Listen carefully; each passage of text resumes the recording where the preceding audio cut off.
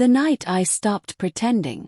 The soft hum of the ceiling fan was the only sound breaking the silence. The bedside clock glowed 12:17 a.m., its blue digits piercing the darkness like an accusation.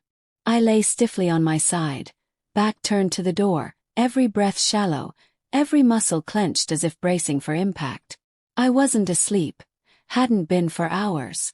My mind had become a reel stuck on repeat, haunted by one specific moment I couldn't shake. About 10 minutes ago, headlights had swept across the bedroom ceiling. Car door shut. The front door creaked open. She was early. 10 minutes earlier than she'd said she'd be home from the hospital. I counted her footsteps. Soft, familiar, yet heavy with something foreign. The mattress dipped as she slid in beside me. Once that small shift of weight brought comfort.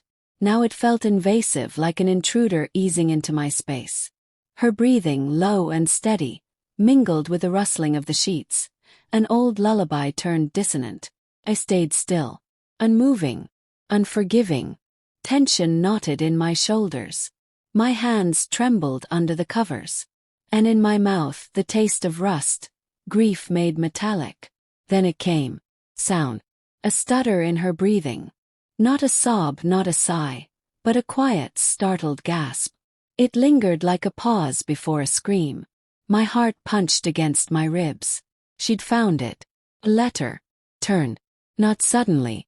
Slowly. Purposefully. Like something inside me had finally decided to face the storm. The moonlight through the curtains caught her face. She looked like a ghost. Pale, trembling, undone. Clutched tightly in her hands was a single sheet of paper. Her eyes, wide with horror, met mine. The words I had written, my truth, bled onto the page, were now her mirror. They weren't angry words. Not loud. Not spiteful. Just hollow. A quiet dirge for a marriage that had become an echo chamber. The letter detailed the erosion of our trust. The absence of warmth. The way I'd become a stranger in my own home. And at the end, one devastating line that stripped all illusions bare. I know about him, Camille. Her lips parted. A whisper. How? How did you find out? I didn't blink. Didn't flinch. Does it matter? Said. My voice was flat, lifeless.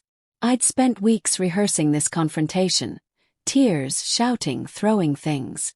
But in the end, the silence had more weight. She swallowed hard. No words. Just that same white-knuckled grip on the paper, like it might bite her if she let go. It's meaningless now, I said quietly. I've known for a while, Camille. The overnight shifts that weren't. The perfume that wasn't mine. The way your phone lit up at 2 a.m. She started to cry. Silent, shaking tears. Her body folded in on itself. The woman I once knew was now a stranger crying in my bed. Please, Nathan. I didn't mean for it to happen. Blinked. Didn't mean for it. Echoed. Camille, this wasn't an accident. It wasn't some slip in judgment. You chose him. Over and over again. Every time you texted him. Every time you lied to me. Every time you came home smelling like him and told me I was crazy. Got up. Dressed slowly. Every movement deliberate. The silence between us was suffocating. Where are you going? She asked, her voice splintering. To finish something, I said as I tied my shoes. She didn't ask again. She knew. The drive blurred into a haze of neon signs and bitter memories. My grip on the steering wheel tightened with every mile. My chest felt like a furnace, rage stoking its flames. His house was modest. Too normal for the chaos he'd caused. He answered in shorts and a t-shirt, that same smug look from the picture still plastered on his face. He, oblivious, arrogant enough to seduce a married woman. Can I help you? He asked. Yeah, I said, voice low. I'm Nathan, Camille's husband. The smirk vanished like smoke. His mouth opened, but I didn't wait for lies. He moved to shut the door. I moved faster, wedging my foot inside, shoving the door open. He stumbled back. You've been sleeping with my wife, I said, stepping in. He raised his hands, stammering something about it not being what it looked like.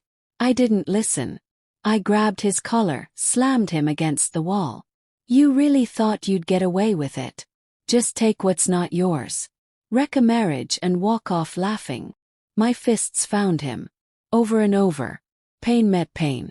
I didn't stop until he stopped fighting back. When I finally stepped back, he was curled on the floor, bloodied and gasping. I didn't feel guilty. Not then. Not even a little. Outside, the cool night air wrapped around me like a balm. I breathed for the first time in weeks. But it didn't bring peace. Revenge doesn't heal, it just quiets the noise for a while.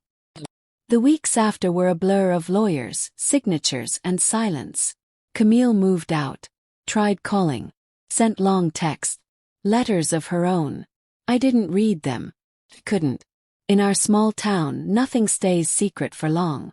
Whispers clung to her like perfume. Her friends stopped returning calls. Her co-workers looked through her. She became the woman who broke her marriage for a fling. And him. He lost everything. His job. His apartment. His shiny reputation. He couldn't walk into a coffee shop without eyes boring into him. And me. I became the poor guy. The one everyone pitied. The strong one. The survivor. But I didn't feel strong. Felt hollow. Work. Bills. Groceries. Repeat. Even now, years later, the memory of that night lives in my bones. I see her sometimes. The store. In traffic. We never speak. Just two ghosts passing in daylight. Sometimes I wonder when it started to fall apart. What I could have done differently. But then I remember the look on her face, holding that letter, and I know. Some betrayals can't be forgiven. Some wounds don't heal. They just scar.